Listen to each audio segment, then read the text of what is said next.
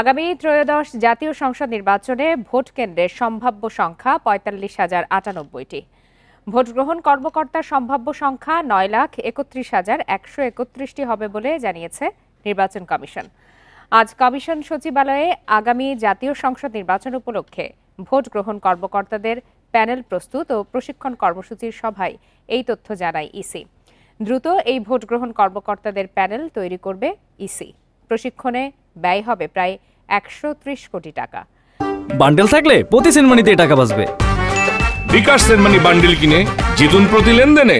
প্রশিক্ষণ দেয়া হবে প্রশাসন ও আইন শৃঙ্খলা বাহিনীর উচ্চ পর্যায়ের কর্মকর্তাদেরও। নির্বাচনের তফসিল ঘোষণার ২.৫ থেকে ৩ মাস আগ পর্যন্ত নির্বাচন কমিশনের নিজস্ব কর্মকর্তা ও অন্যান্য বিভাগের কর্মকর্তাদের কোর প্রশিক্ষণ ও প্রশিক্ষকের প্রশিক্ষণের ব্যবস্থা গ্রহণ করতে হয়। এবার পূর্বের সকল নির্বাচনের প্রয়োজনের চেয়ে ১০ ভাগ বেশি ভোট গ্রহণকারী কর্মকর্তাকে প্যানেলভুক্ত করা হয়েছে। ভোট গ্রহণ কর্মকর্তাগণ আগে নির্বাচনে ভোট গ্রহণকারী কর্মকর্তা হিসেবে দায়িত্ব পালন করেছেন কিনা তা ছকে উল্লেখ থাকতে হবে বলে জানানো হয় উক্ত সভায়। ভোট গ্রহণ কর্মকর্তা হিসাবে সকল সরকারি ও বেসরকারি প্রতিষ্ঠান থেকে তালিকা সংগ্রহ করা হবে।